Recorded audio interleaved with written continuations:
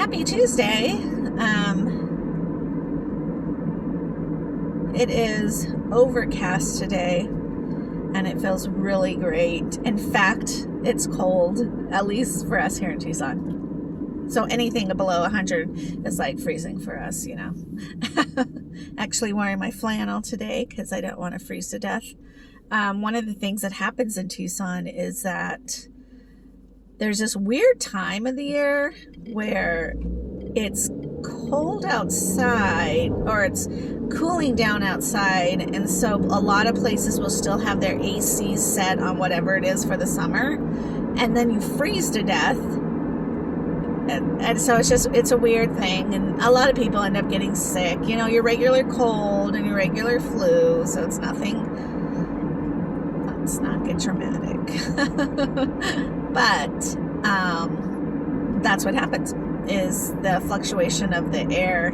So I brought my sweatshirt in the car because I thought, well, if I'm at the restaurant and, you know, they have their AC blasting like they normally do, I'll probably freeze to death, which is usually the case anyways. But I'm on my way. I just dropped off Ben to school, and I'm on my way over to Hobby's house because he needs to get his one car to the mechanics and then get a ride back from the mechanics. So I'm hoping this is going to run a little smoothly because I'm supposed to meet Glenda in like half an hour-ish. I don't know. I'm sure it'll be fine. So, plus I get to see the baby. Hopefully. I don't know. It might be a really fast thing. Hobby and I are funny. It's like when we're doing something, we don't have a lot of time to like mess around with other things. It's like this is our plan, this is what we're doing, let's do it. Whereas other people will be like, let me get off the car and let me get down and let me go over there and say hi and let me visit for a little bit. I mean, and that's usually me, but not when I have things to do. So anyways, I did get a aquarium tank yesterday. Thankfully, Donnie had an extra one at his old place, so he brought it over. I think it's a 10-gallon. It's really dirty because it's been sitting for a long time, but I cleaned it up because I need to get some coconut husk, and I'm going to set up a little environment so that October, the new little baby tortoise, can have a little place to call his own, because he is way too little to be let to roam around. We would step on him. Terrible things could happen to him. I think he might even be little enough to go under the refrigerator. Maybe not, but there's certainly little crevices and places that he could go, and I would hate to have to try to find him in an emergency situation. So I think I will definitely set that up today as much as I can. I'm trying to find some other little... I should have bought some stuff at the reptile show that we went to the other day, because right now Marshall knows that where his food is at. And I put it on the lid of a Tupperware dish because it's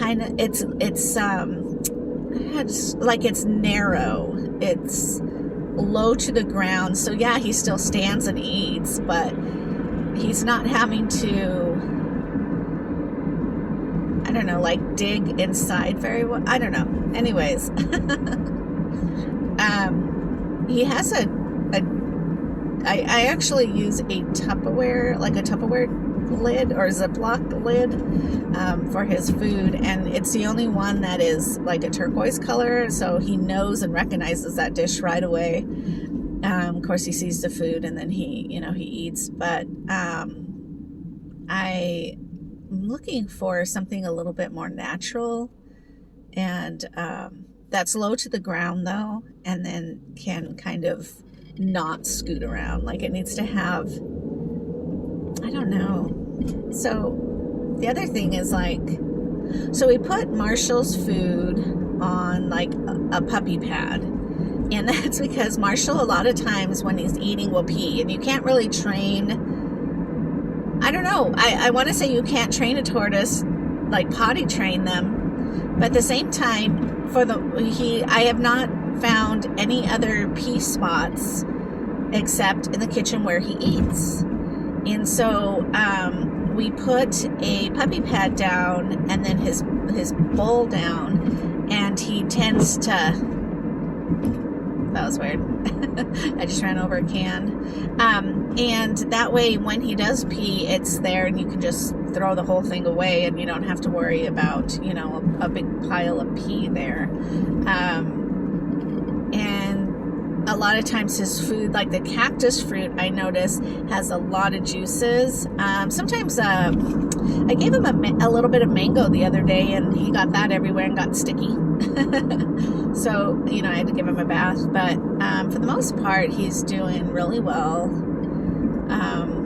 But I don't know.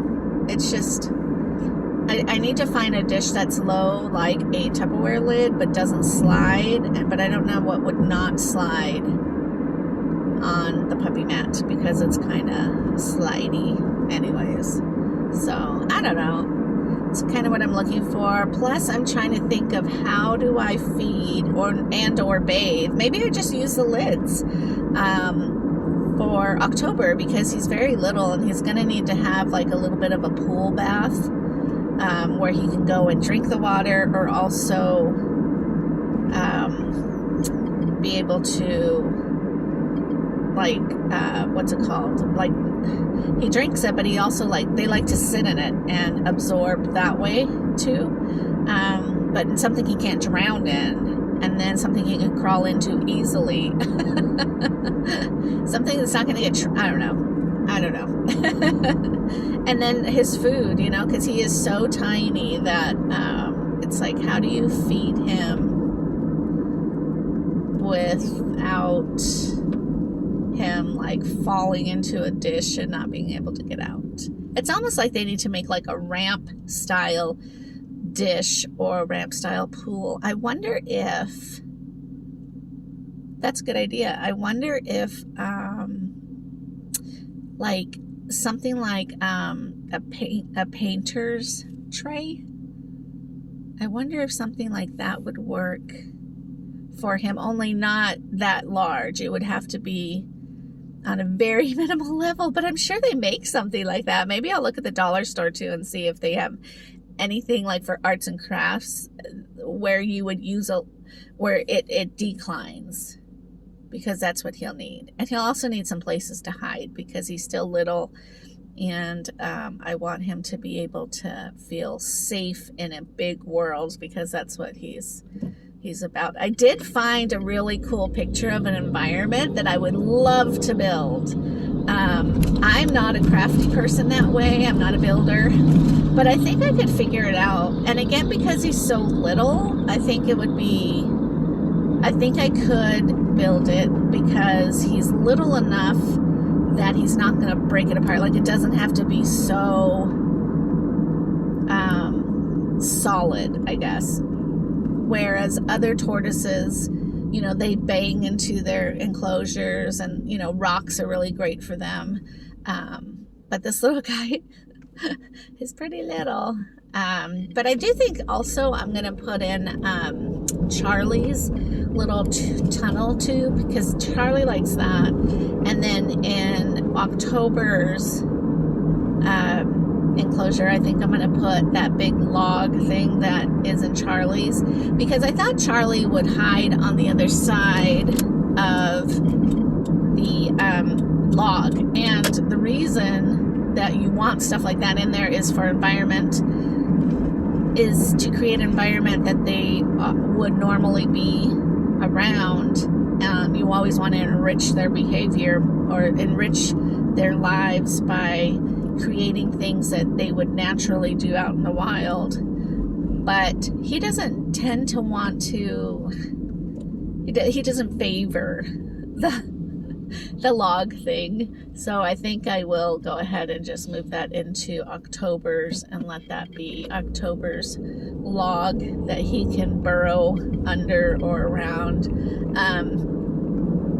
And then from that point, we'll see what happens. But yeah, there's this really cool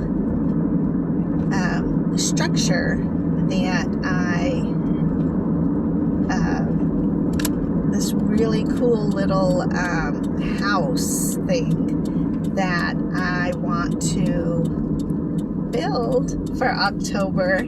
And because he's still such a little baby, he's not going to need something like super sturdy. In fact, it kind of looks like a little birdhouse, to be honest with you. And so I just think it would be really cute to have them. And there's like a little ramp that he could go up into. I'll show you a picture.